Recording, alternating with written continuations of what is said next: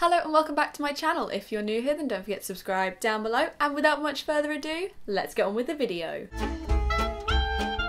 As you probably guessed from the title, today I'm going to be talking about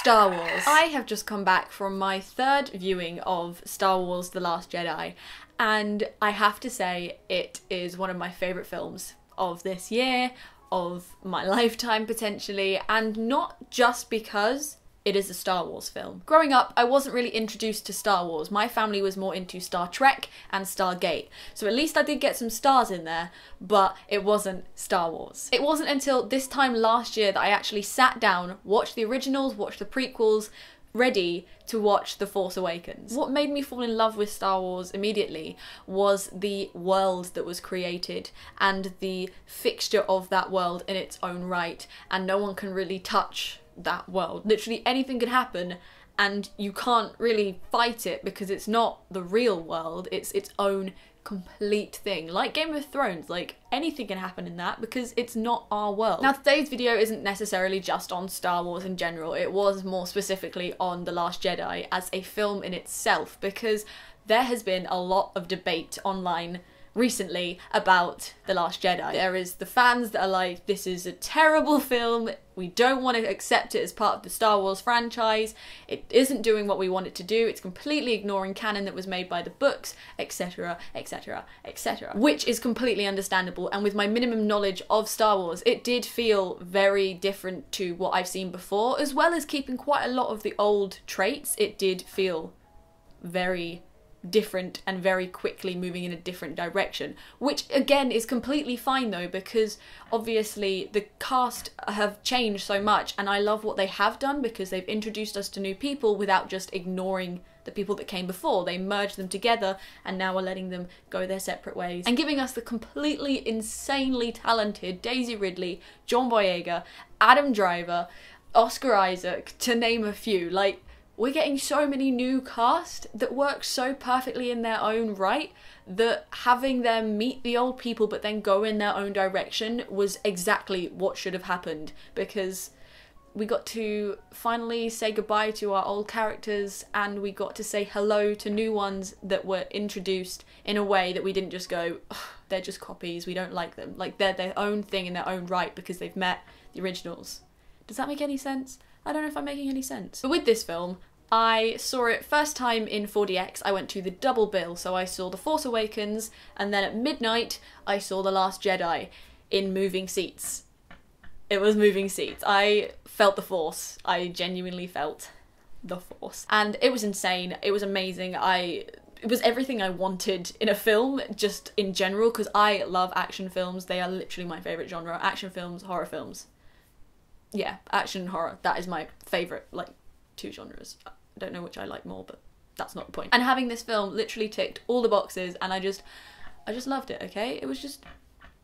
My bed is creaking. I don't know if you can hear that. It's just amazing, okay? I don't know what else to say other than it was just amazing and it was everything that I possibly wanted. It's just a work of genius in my opinion. It really, really is. I also liked it from a filmmaker's point of view because it had so much to it that makes it a stunning film in itself, not just part of this franchise. Firstly, the sound design. This is always something that is completely overlooked, but every single little sound in that film is someone somewhere just doing something really weird with some weird object to come up with this sound that will work perfectly, and it blows my mind what they can do with sound. And spoilers coming up because I mean, I can't really review this without spoilers.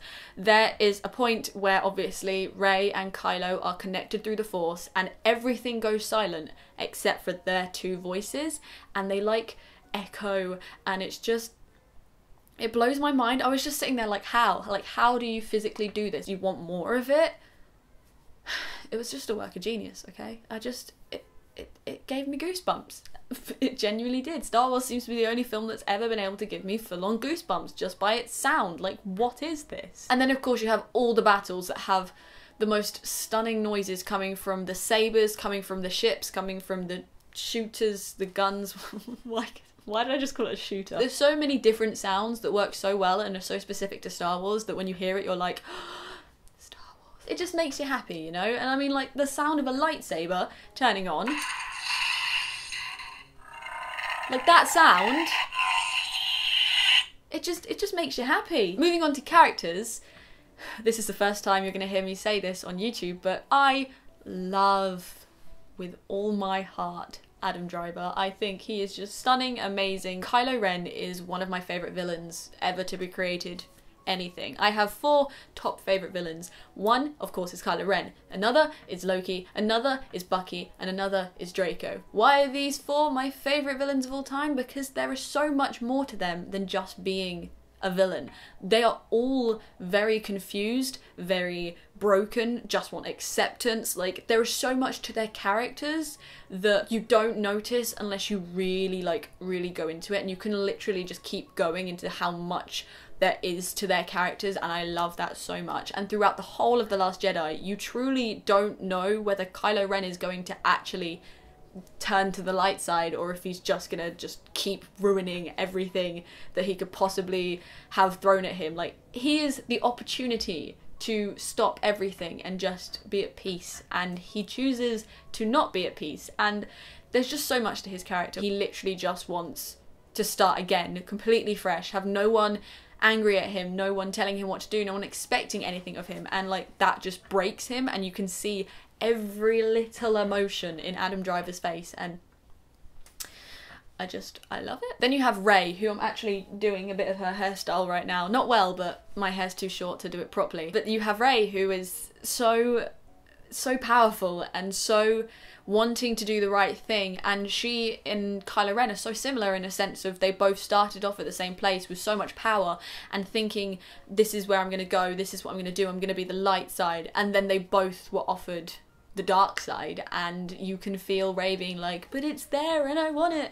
And then Kylo Ren obviously went to it, but she's like, no, it's not right. And she like backs away slowly. I love it so much when a character is more than just two-dimensional and they have so much more to them than meets the eye. And I'm going to tell you now, I've been reading a hell of a lot of fan fiction.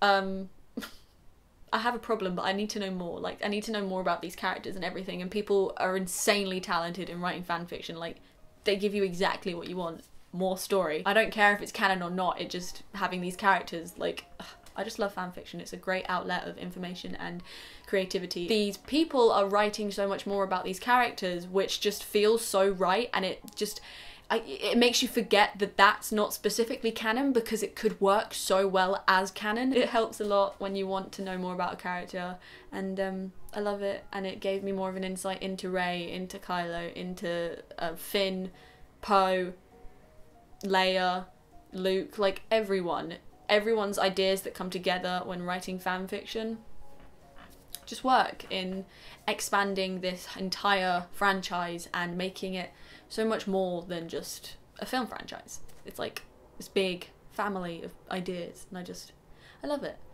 I don't know what I'm saying, but I love it. And finally, the other of the 3 things that I want to talk about that specifically make this amazing in my film mind is the colouring of this film. And now I'm very big on nice coloured films. Guardians of the Galaxy is one that I just always come back to, because their colouring of that film, like the specific colours they use, the deep vividness of their entire aesthetic is exactly what I want in life, and Thor Ragnarok did it as well. It's just, I love when a film is so colourful and so rich in its colours, and Star Wars, my god, it is like the god of it. Like, there is nothing better than Star Wars and their colours. Like, colours, it's just so pretty. Like when they go to the last planet and they fight and all the red, oh, it was so nice. Also, all the red colouring on the First Order ships. Yes. Now, talking of the First Order ships, if you've seen the film, you obviously know the demise of Snoke. Spoilers if you don't, but I don't know why you've carried on this video, because I already said spoilers. But yes, Snoke is defeated by Kylo Ren and Rey, and that entire scene, it is on my list of top ever favourite scenes of any films ever created. Another one is the scene from Civil War when Bucky does the bike swing, because it's just so aesthetically pleasing, and like, Yes. This is another one because the slow motion, the colorant, the sound, the characters, it's just beautiful. And the fight sequence, well done to that choreographer, because it's just so nice. Okay, like that's all I want in life, to see Kylo Ren and Rey defeat all these people just by going badass with their lightsabers, and just, it's stunning. And when Rey does the thing where she drops it and then she comes back up and swoops and then she throws the lightsaber at Ben, he's just like, Badoof! I'm like, yes. Yes, just yes. I love it. I want to see it like 20 more times. Another thing, General Hux. Really liking him in this film, okay? In the first one I was like, he's okay. In this one I'm like, yes, Hux, you the man. I live for it. I live for his complete and utter hatred for Kylo Ren. And you can see it in every moment that he's on screen. He just stands there and he's just like, I hate this little kid. Like, all he does is have temper tantrums and break my ship. Like, what does he want? One day I will end him and I will be so happy and all my crew will thank me for it, because my god, he's a little pest. Like, I just love it. Hux is such a great character. They're all so well written. I just love them so much. The last thing I want to talk about is, of course, Luke Skywalker. You can't really talk about Star Wars without talking about Luke. But specifically, I want to talk about at the ending when he is fighting Kylo Ren and you don't know that he's not actually there, but there are so many hints that he isn't there that you only realise and fully appreciate after you've seen it once and then go back and see it again. For example, at one point Kylo Ren skids his foot and you're like, ho ho ho, he's getting ready to fight, because he does that weird stance that I love. Luke does that as well. He skids his foot and nothing happens. Now if you're just watching that for the first time, you're just probably thinking, oh, he's got a light foot or something, I don't know. Second time I watched it I was like, oh, I see what you did there. He didn't actually do it because he wasn't there. Oh, I love it. Living, yes, boy. Sorry. That was just a little thing. Like, I genuinely love that. And as I said, I love colours, and that entire scene was phenomenal. I think it's given me a newfound love for the colour red, because I didn't really like the colour red before. You know?